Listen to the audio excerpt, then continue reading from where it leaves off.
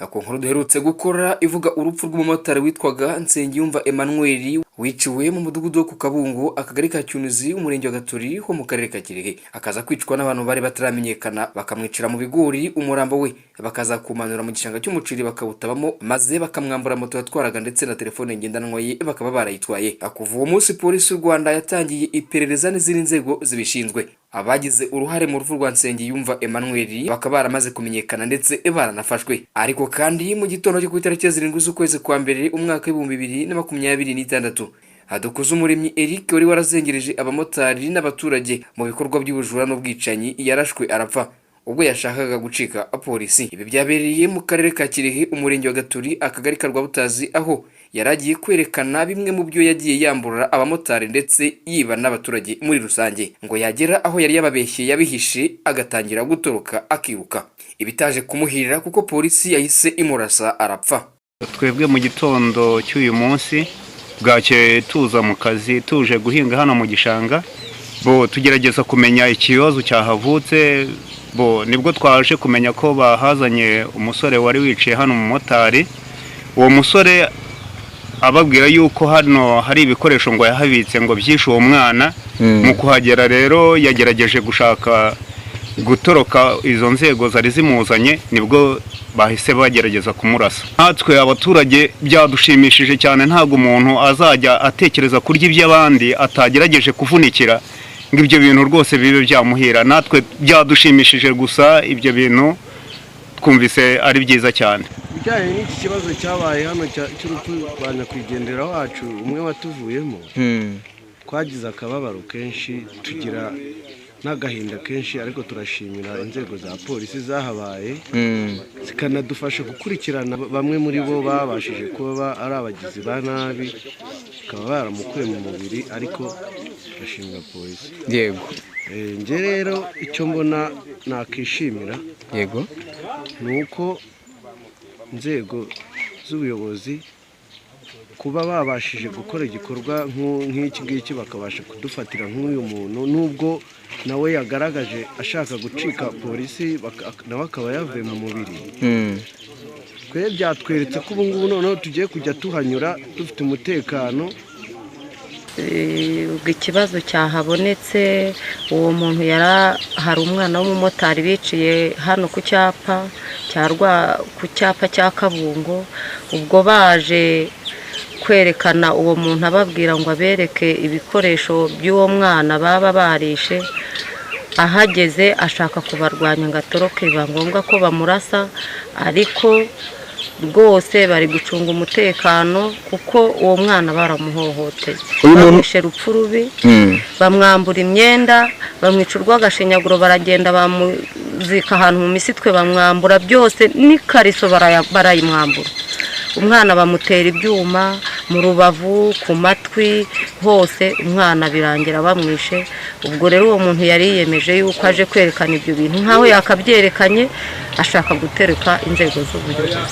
Ikintu nshimira polisi nuko bari kuducungira umutekano kuko iyo batabikora kuri n'abandi bameze nk'uriya nawe bahamarira abantu benshi. Makuru ko nameze mu gitondo twari tubyutse tugiye mu kazi usanga polisi iri mu muhanda na RIB bari bamuzanye aje kwerekana ibikoresho bimwe na bimwe yagiye akoresha kugira ngo yice Nsengiyumva Emmanuel bakunda kumwita Gasazi. Yego.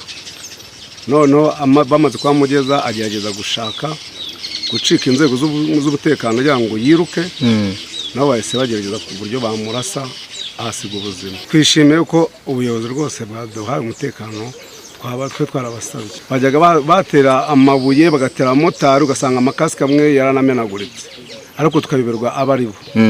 None ubu ngubu twaruhutse mu mutima umuntu azagenda isaha ashakiye rwose mu muhanda umutekano ni wose.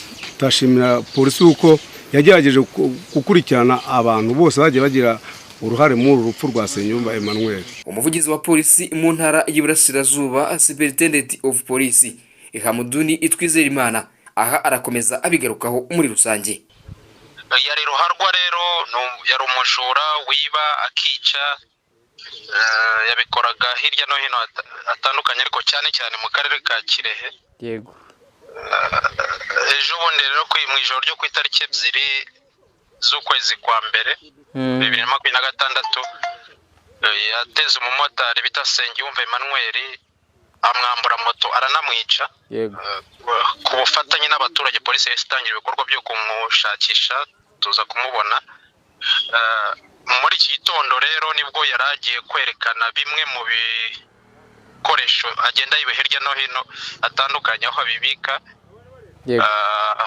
Ageze mu nzira ariruka ashaka gucika polisi iramurasa yitaba Imana. Arakomeza kandi agira inama urubyiruko ndetse n'insoresore aho bamwe mu rubyiruko badashaka gukora ahubwo bakumva ko bagomba gutungwa n'utwa abandi ari byo biturukamo ubu bujura ndetse n'ubugizi bwa nabi. Ubutumwa nuko abantu abasore urubyiruko abantu bose bafite imyumvire yo kumva batungwa n'iby'abandi badashaka gukora bakiba iby'abandi bakwiye kubireka kubera ko polisi iri maso abaturage bafite ubufatanye n'inzego z'umutekano. Ni icyaha gihanwa n'amategeko rero kwiba kandi ntago tuzabihanganira dufatanyije n'inzego zitandukanye ndetse n'abaturage tuzabafata bashyikirizwa ubutabera.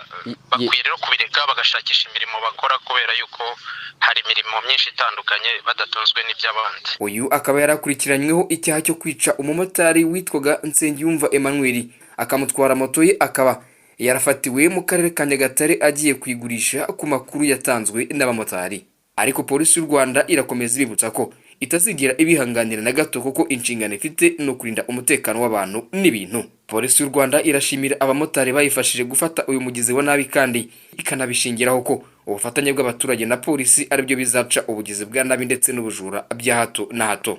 Uretse uyu Dukuzumuremyi Eric wari wabeshye polisi ko agiye kuyereka bimwe mu bikoresho bagiye biba abaturage ndetse n'abamotari mu bihe bitandukanye ngo yagera aho yari yababeshye yabihishe agahitamo kwirukanka kugira ngo abacike bikamuviramo kuraswa agapfa. Bagenzi be bakiri mu maboko y'ubutabera nibahamwa n'iki cyaha cyo kwica ku bushake bazahanwa n'itegeko nomero 68/2 ryo mu 2018 ryo kuya 30 ukwezi kwa 8 2018 rigena ibyaha n'ibihano muri rusange rivuga ko umuntu wica undi abishaka iyo abihamijwe n'urukiko ahanishwa igifungo cya burundu. Iki gihano kikaba giteganyijwe mu ngingo y'iri tegeko y'108. Twebwe mu gitondo cy'uyu munsi bwacye tuza mu kazi tuje guhinga hano mu gishanga tugerageza kumenya ikibazo cyahavutse nibwo twaje kumenya ko bahazanye umusore wari wiciye hano umumotari. Uwo musore ababwira yuko hano hari ibikoresho ngo yahabitse ngo byishe uwo mwana. Mu kuhagera rero yagerageje gushaka gutoroka izo nzego zari zimuzanye nibwo bahise bagerageza kumurasa. Natwe abaturage byadushimishije cyane ntago umuntu azajya atekereza kurya iby'abandi atagerageje kuvunikira ngo ibyo bintu rwose bibe byamuhira. Natwe byadushimishije gusa ibyo bintu twumvise ari byiza cyane. Bijyanye n'iki kibazo cyabaye hano cy'urupfu rwa nyakwigendera wacu umwe watuvuyemo twagize akababaro kenshi tugira n'agahinda kenshi ariko turashimira inzego za polisi zahabaye zikanadufasha gukurikirana bamwe muri bo babashije kuba ari abagizi ba nabi bakaba baramukuye mu mubiri ariko turashimira polisi. Yego.